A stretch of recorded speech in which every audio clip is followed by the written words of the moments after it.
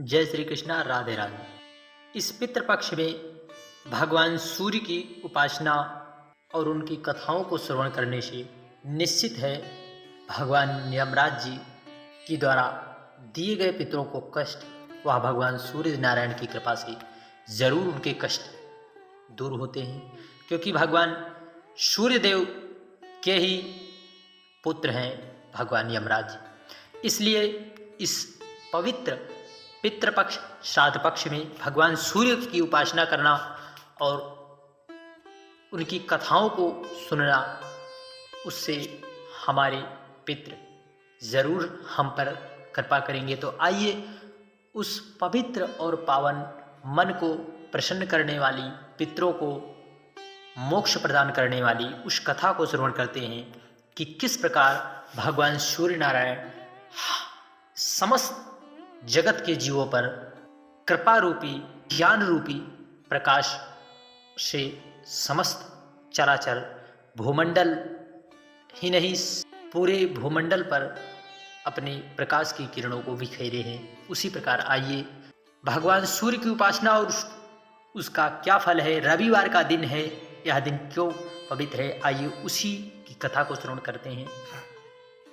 भगवान महात्मा व्यास जी कहते हैं, कैलाश के रमणीय शिखर पर भगवान भूत भावन सुखपूर्वक बड़े आनंद से चिंता मुक्त होकर बैठे ही थे कि उसी समय भगवान कार्तिकेय का वहाँ पर आगमन होता है और भगवान कार्तिकेय ने भगवान भोलेनाथ के पास जाकर पृथ्वी पर मस्तक टेक कर उन्हें प्रणाम किया और कहा, हे नाथ, मैं आपसे रविवार आदि का यथार्थ फल सुनना चाहता हूँ।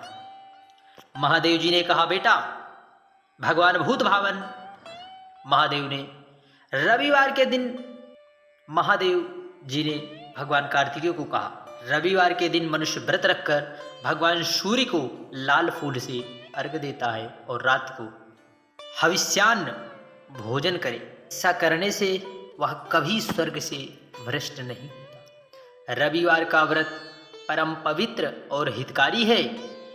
वह समस्त कामनाओं को पूर्ति करने वाला पुण्यपद, ईश्वरदायक, रोगनाशक और स्वर्ग और मोक्ष को प्राप्त कराने वाला है। यदि रविवार के दिन संक्रांति तथा शुक्ल पक्ष की सप्तमी हो तो वह दिन बहुत ही पवित्र और पावन है। उस दिन यदि हम व्रत पूजा जप करते हैं तो उस दिन का सब कुछ अक्षय हो जाता है। शुक्ल पक्ष के रविवार को ग्रहपति सूर्य की पूजा करनी चाहिए। हाथ में फूल ले लाल कमल पर विराजमान सुंदर ग्रीवा से शोभित रक्त वस्त्रधारी और लाल रंग के आभूषण से विभूषित भगवान सूर्य का ध्यान करें और फूल को सूंघ कर ईशान कोण की ओर फेंक दें। इसके बाद आदित्याय विपदे भास्कराय धीमहि तन्नो भानु प्रचोदयात्, इस सूर्य गायत्री का जप करें। तदंतर गुरु के उपदेश के अनुसार विधि पूर्वक पूजन करें। भक्ति के साथ पुष्प और केले आदि के सुंदर फल अर्पण करके उन्हें भगवान सूर्य नारायण को जल चढ़ाना चाहिए। जल के बाद चंदन, चंदन के बाद धूप, धूप के बाद दीप, दीप के पश्चात नैवेद्य और उसके बाद जल निवेदन करना चाहिए। तत्पश्चात जप, स्तुति, मुद्रा और नमस्कार करना उचित है। पहली मुद्रा का नाम अंजलि है, दूसरी मुद्रा का नाम धेनु।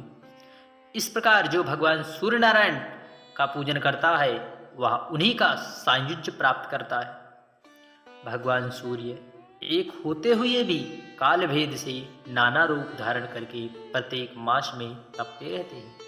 एक ही सूर्य 12 रूपों में प्रकट होते हैं। मार्गशीर्ष में भगवान सूर्य को मित्र कहते हैं और पौष में सनातन विष्णु, माघ में वरुण कहते हैं, फाल्गुन में सूर्य कहते हैं, चैत्र मास में भानु कहते हैं, वैशाख में इन्हें तापन नाम से जाना जाता है, ज्येष्ठ में इन्हें इंद्र और आषाढ़ में रवि, श्रावण में गभस्ती और भादों में इन्हें यम कहा जाता है, अश्विन में हिरण्यरेता और कार्तिक में दिवाकर तपते हैं। इस प्रकार 12 महीनों में भगवान सूर्य 12 नाम से पुकारे जाते हैं। इनका रूप अत्यंत विशाल, महान, तेजस्वी और प्रलयकालीन अग्नि के समान देदीप्यमान है।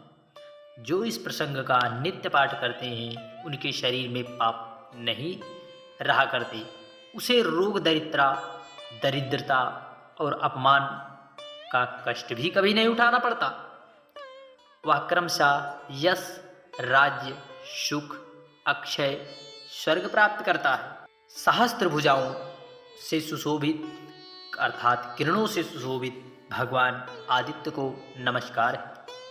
हाथ में कमल धारण करने वाले वरुण देव को बारंबार नमस्कार। अंधकार का विनाश करने वाले श्री सूर्य देव को अनेक बार नमन। रश्मिमयी सहस्त्रों जिह्वाओं धारण करने वाले भानु को नमस्कार है। भगवान ब्रह्मा, तुम ही ब्रह्मा हो, तुम ही विष्णु हो, तुम ही रुद्र हो, तुम्हें नमस्कार है।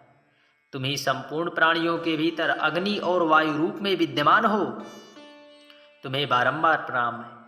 तुम्हारी सर्वत्र गति और सर्वभूतों में स्थिति है। तुम्हारे बिना किसी भी वस्तु की सत्ता नहीं है। तुम इस चराचर जगत में समस्त देहधारियों के भीतर स्थित हो। इस मंत्र का जप करके मनुष्य अपने संपूर्ण अभिलिप्सित पदार्थों तथा स्वर्ग आदि के भोगों को प्राप्त करता है। आदित्य, भास्कर, सूर्य, अर्क, भानु, दिवाकर, सुवर्णरेता, मित्र, पूषा, तोष्टा, स्वयंभू, तिमिराक्ष, ये भगवान सूर्य के 12 नाम बताए गए हैं। जो मनुष्य पवित्र होकर सूर्य भगवान के इन 12 नामों का पाठ करता है वह सब पापों और रोगों से मुक्त हो जाता है और परम गति को प्राप्त कर लेता है। इसी क्रम में भगवान षडानंद कार्तिकेय ने कहा, अब मैं महात्मा भास्कर के जो दूसरे नाम है उसका वर्णन करूंगा। भगवान भूत भावन भोलेनाथ ने भगवान कार्तिकेय को कहा, तपन, तापन, कर्ता, हरता, महेश्वर, लोक साक्षी, त्रिलोकेश, व्योमाधि, दिवाकर, अग्निगर, महावीर, खग, सप्तश्वाहन, पद्महस्त, तमोभेदी, ऋग्वेद, यजुषाम, कालप्रिय, पुंडरीक, मूलस्थान और भवता। जो मनुष्य भक्तिपूर्वक इन नामों का सदा स्मरण करता है उसे रोग भय कैसे हो सकता है। कार्तिकेय, तुम यत्न पूर्वक सुनो। सूर्य का नाम स्मरण सब पापों को हरने वाला और शुभ करने वाला। महामते, आदित्य की महिमा के विषय में तनिक भी संदेह नहीं है। ओम इंद्राय नमः स्वाहा, ओम विष्णवे नमः स्वाहा। इस मंत्रों का जप, होम और संध्योपासना करना चाहिए। ये मंत्र सब प्रकार से शांति देने वाले और संपूर्ण विघ्नों के नाशक, ये सब रोगों का नाश कर डालते हैं। अब मैं महात्मा भास्कर के मूल मंत्र का वर्णन करूंगा, जो समस्त कामनाओं एवं प्रयोजनों को सिद्ध करने वाला तथा भोग और मोक्ष प्रदान करने वाला। वह मंत्र इस प्रकार है। बड़े ही प्रसन्नचित और ध्यान रखकर इस पवित्र पावन मन में भगवान उमा महेश, भगवान गौरी पुत्र को बसाकर भगवान सूर्य नारायण की कथा को श्रवण करें। वह मंत्र बड़े ही ध्यान से सुनिए। ओम ह्रां ह्रीं सा सूर्याय नमः। इस मंत्र से सदा सब प्रकार की सिद्धि प्राप्त होती है। यह निश्चित बात है, इसके जपते ही रोग नहीं सताते तथा किसी प्रकार के अनिष्ट का भय नहीं होता। यह मंत्र ना किसी को देना चाहिए, ना ही इस मंत्र का किसी से चर्चा करनी चाहिए, अपितु प्रसन्नता पूर्वक इसका निरंतर जप करते रहना चाहिए। जो लोग अभक्त, संतानहीन, पाखंडी और लौकिक व्यवहारों में आसक्त हों उनसे तो इस मंत्र की कदापि चर्चा नहीं करनी चाहिए। संध्या और होम कर्म में मूल मंत्र का जप करना चाहिए। उसके जप से रोग और क्रूर ग्रहों का प्रभाव नष्ट हो जाता है। वत्स, दूसरे अनेक शास्त्रों और बहुतेरे विस्तृत मंत्रों की क्या आवश्यकता है। इस मूल मंत्र का जब ही सब प्रकार की शांति ऐश्वर्य को प्रदान करने वाला, संपूर्ण मनोरथ को सिद्ध करने वाला, देवता और ब्राह्मणों की निंदा करने वाला नास्तिक पुरुष को इसका उपदेश कदापि भूलकर भी ना देना चाहिए। जो प्रतिदिन 1 या 2-3 समय भगवान सूर्य के समीप इसका पाठन करता है, उसे अभीष्ट फल की प्राप्ति होती है। पुत्र की कामना, कन्या की कामना, पुत्री की कामना, विद्या की अभिलाषा रखने वाले विद्या को, धनार्थी की अभिलाषा रखने वाले को धन मिलता है। जो शुद्ध आचार विचार से युक्त हो, संयम तथा भक्तिपूर्वक इस प्रसंग का श्रवण करता है, वह सब पापों से मुक्त हो जाता है और सूर्यलोक को जाता है। सूर्य देवता के व्रत के दिन तथा अन्याय व्रत, अनुष्ठान, यज्ञ, पुण्य स्थान और तीर्थों में इसका पाठ करना चाहिए। उससे यह कोटि गुना फल मिलता है। व्यास जी कहते हैं, मध्य प्रदेश में भद्देश्वर नाम के प्रसिद्ध एक चक्रवर्ती राजा थे। वे बहुत सी तपस्याएं तथा नाना प्रकार के व्रतों से पवित्र हो गए थे। प्रतिदिन देवता, ब्राह्मण, अतिथि गुरुजनों का पूजन करते थे। उनका बर्ताव न्याय के अनुकूल होता था। वे स्वभाव सुशील और शास्त्रों के तात्पर्य तथा विधान के परगामी विद्वान थे। सदा सद्भावपूर्वक प्रजाजनों का पालन करते। एक समय की बात है, उनके बाएं हाथ में श्वेत कुष्ठ हो गया। वैद्यों ने बहुत कुछ उपचार किया, किंतु उससे कोढ़ का चिन्ह और भी स्पष्ट दिखाई देने लगा। तब राजा ने प्रधान ब्राह्मणों और मंत्रियों को बुलाकर कहा, विप्रगण, मेरे हाथ में एक ऐसा पाप का चिन्ह प्रकट हो गया है जो लोक में निंदित होने के कारण मेरे लिए दुष्सह हो रहा है। अतः मैं किसी महान पुण्य क्षेत्र में जाकर अपने इस शरीर को त्याग दूंगा। ब्राह्मण बोले, महाराज, आप धर्मशील और बुद्धिमान हैं। यदि आप अपने राज्य का परित्याग कर देंगे तो यह सारी प्रजा नष्ट हो जाएगी। इसलिए आपको ऐसी बात कदापि नहीं करनी चाहिए। प्रभु, हम लोग इस रोग को दबाने का उपाय जानते हैं। वह यह है कि आप यत्नपूर्वक विश्वास रखकर निष्ठा भाव से महान देवता भगवान सूर्य नारायण, भगवान सूर्य की आराधना कीजिए। राजा ने पूछा, विप्रो, किस उपाय से मैं भगवान भास्कर को संतुष्ट कर सकूंगा? ब्राह्मण बोले, राजन, आप अपने राज्य में ही रहकर भगवान सूर्य देव की उपासना कीजिए। ऐसा करने से आप भयंकर पाप से मुक्त हो स्वर्ग और मोक्ष दोनों को प्राप्त करेंगे। यह सुनकर सम्राट ने उन श्रेष्ठ ब्राह्मणों को प्रणाम किया और भगवान सूर्य की उत्तम आराधना आरंभ की। वे प्रतिदिन मंत्र पाठ, नैवेद्य, नाना प्रकार के फल, अर्घ, अक्षत, जपा पुष्प, मंदार के पत्ते, लाल चंदन, कुमकुम, सिंदूर, कदलीपत्र तथा उनके मनोहर फल आदि के द्वारा भगवान सूर्य की पूजा करते। राजा गूलर के पात्र में अर्घ सजाकर भगवान सूर्य देवता को निवेदन किया करते। अर्घ देते समय वे मंत्री और पुरोहितों के साथ सदा भगवान सूर्य के सामने खड़े रहते। उनके साथ आचार्य, रानी, तमाम प्रजाजन रहते थे। वे सब लोग प्रतिदिन साथ ही साथ अर्घ देते थे। सूर्य देवता के अंगभूत जितने व्रत थे, उनका भी उन्होंने एकाग्रचित होकर अनुष्ठान किया। क्रमशः 1 वर्ष बीत जाने पर राजा का रोग दूर हुआ। इस प्रकार राजा भयंकर रोग के नष्ट हो जाने पर राजा ने संपूर्ण जगत को अपने वश में कर लिया।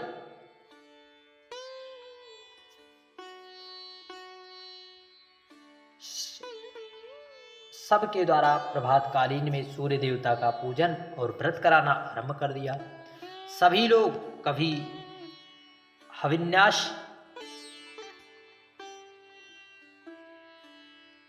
खाकर और कभी निराहार रहकर भगवान सूर्य देवता का पूजन करते।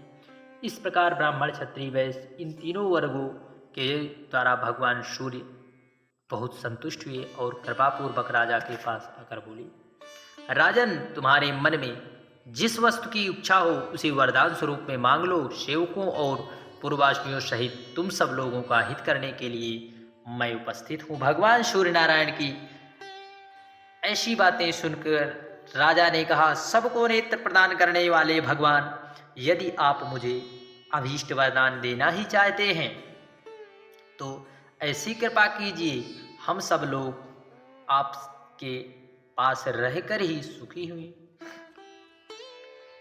भगवान सूर्य बोले, राजन, तुम्हारे मंत्री, पुरोहित, ब्राह्मण, स्त्रियां तथा अन्य परिवार के लोग सभी शुद्ध होकर कल पर्यंत मेरे रमणीय धाम को निवास करें। व्यास जी कहते हैं, यूं कहकर संसार को नेत्र प्रदान करने वाले भगवान सूर्य वहीं अंतर्ध्यान हो गए। तदंतर राजा भद्रेश्वर अपने पुरोहितों, पूर्ववासियों सहित दिव्य लोक में आनंद का अनुभव करने लगे। वहां जो कीड़े मकोड़े आदि भी थे वह भी पुत्र पौत्र आदि के साथ प्रसन्नतापूर्वक स्वर्ग सिधार गए। इस प्रकार राजा, ब्राह्मण, कठोर व्रतों का पालन करने वाले मुनि तथा क्षत्रिय आदि अन्य सभी अन्य वर्ण सूर्य देवता के धाम चले गए। जो मनुष्य पवित्रता पूर्वक इस प्रसंग का पाठ करता है उसके सब पापों का नाश हो जाता है तथा वह भगवान रुद्र की भांति इस पृथ्वी पर पूजित होता है। जो मानव संयम पूर्वक इसका श्रवण करता है उसे अभीष्ट फल की प्राप्ति होती है।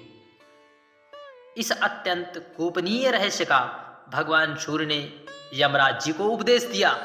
भूमंडल पर तो व्यास के द्वारा ही इसका प्रचार हुआ। ब्रह्मा जी कहते हैं, नारद, इस प्रकार नाना प्रकार के धर्मों का निर्णय सुनकर भगवान व्यास साम्यापाश में चले गए। तुम ही इस तत्व को श्रद्धापूर्वक जानकर सुख से विचरो और समयानुसार भगवान विष्णु के सुयश का सानंद गान करते रहो। साथ ही जगत को धर्म का उपदेश देते हुए जगत गुरु भगवान को प्रसन्न करो। भगवान ऋषि पुलस्त जी कहते हैं, भीष्म, ब्रह्मा जी के ऐसे कहने पर देवर्षि नारद मुनिवर नारायण का दर्शन करने के लिए गंधमादन पर्वत पर बद्रिकाश्रम तीर्थ में चले गए। बोलिए उमापति महादेव की जय। बोलिए सूर्य नारायण भगवान की जय। जय जय श्री राधे। हर हर महादेव।